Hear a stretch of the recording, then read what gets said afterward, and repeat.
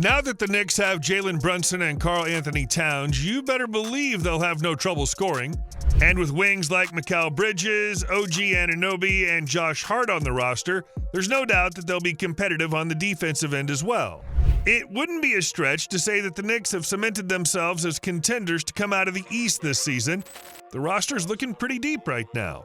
And the hype is New York's the loudest it's been since Melo was acquired from Denver. Time sure flies, don't it?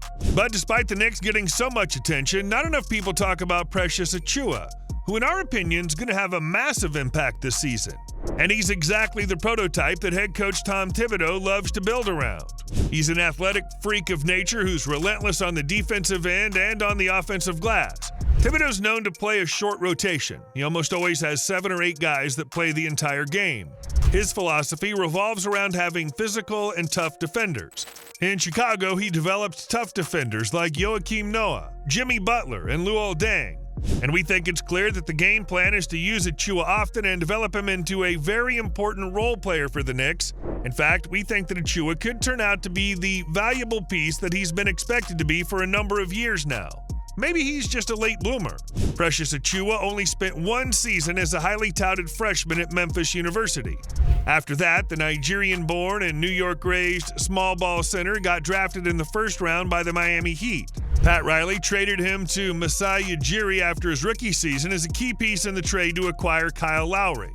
In fact, many reports indicated that Ujiri, the Raptors' president of basketball operations, pushed to acquire Achiuwa in the trade instead of Tyler Hero. When champion basketball team builders like Pat Riley and Masai Ujiri tout a player highly, you better bet they have something special to offer, and that's the case with Precious Achiuwa. So it's somewhat surprising that he gets so overlooked by the media playing in a massive market like New York. When the Knicks traded R.J. Barrett and Emmanuel Quickley to the Raps for Anunoby and Achiuwa, Precious sort of went under the radar. But don't be fooled. This guy can pack an incredibly unique stat line. And last season, he played his best games against playoff teams and his former team, the Raptors. Achiuwa's 7 double-doubles for the Knicks last season came against Orlando twice, Indiana, Philly, Dallas, and in 2 vengeance games against his former team. So you better bet that he's got that big game fire. His per-36 stats in his half season with the Knicks last year were eye-popping. About 11 points, 11 rebounds, a steal, and 1.7 blocks per 36. When he's on the court, he's incredibly impactful.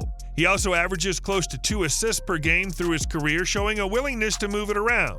And he's even knocked down about 30% of the triples he's taken in his career. It's not a great shooting percentage, but for a young center, it's not bad at all. And it's also very likely that Achiuwa will improve his shooting as he reaches his prime and continues to refine his game. But the truth is, Achiuwa wasn't brought into New York to be a shooter. He's going to be one of those guys on the court that causes mismatches and does just about everything else to make life easier for his teammates. Crashes the glass, forces turnovers, sets screens, stuff like that. His impact and energy won't always show up on the stat sheet, but it'll show up in the win column.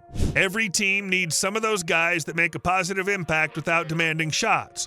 Champion teams typically have versatile athletes with great intangibles. So New York should be thrilled that they have Achiuwa to play that role off the bench. Achiuwa's greatest ability as a player is to create second chances for his team on the offensive glass specifically, a skill that's quickly becoming less underrated and more appreciated by fans. The Celtics, for example, shoot tons of threes and attack the rim hard for extra possessions and high-percentage second-chance points. Analytics are showing that guys that attack the offensive glass are integral in racking up wins. And guess what? Per minute played, Achiuwa finished 8th in the entire league in that category last season. And some of the guys who grab lots of boards are immobile 7-footers who have major defects in their games. Some of them grab boards but are too slow to switch onto skilled forwards or guards and can't guard the perimeter. Those types of players constantly get targeted by small offenses to create open 3-point shots, but that's not Achiuwa. Achiuwa has the skill and mobility to switch and guard the perimeter very well for a center. These are just a few of the reasons why New York felt confident trading away Julius Randle and letting Isaiah Hartenstein depart via free agency. Since Achiuwa will pull down boards and do so much of the physical dirty work that those players provided at a fraction of the cost, the Knicks were able to spend money on players like Anunoby, Bridges, and Karl-Anthony Towns. Towns is big, but he loves to do most of his damage on the perimeter as a 3-point shooter. In fact, he's historically good at shooting threes for a 7-footer. Having a center like Towns on the perimeter is great for spacing and causes mismatches. Teams have to make sure they have big defenders within an arm's reach of him to contest his shots. So that leaves a lot of size inside the arc for an undersized center like Achiuwa to do some damage. Just when teams thought they had a game plan to match up with the Knicks, management created another wrinkle to account for. Unfortunately, Achiuwa suffered an injury in preseason and could miss up to the first 4 weeks of the season. Injuries happen, but it'll definitely be a major opportunity missed. As mentioned earlier, the Knicks lost Hartenstein to free agency, and Mitchell Robinson, another important center on their roster, is likely injured until January. That means that Achiuwa was going to get a lot of opportunity to show out early. 4 weeks will fly by, though, and when Achiuwa returns, he'll become a key cog off the bench in New York. But we want to know what you guys think. Will Achiuwa's game reach another level with the Knicks this season? Or is Tibbs going to go in another direction with his rotation by the end of the season? Let us know your thoughts in the comments section. And don't forget to hit that subscribe button for more of our sports news and insights. Thanks for watching, and see you next time.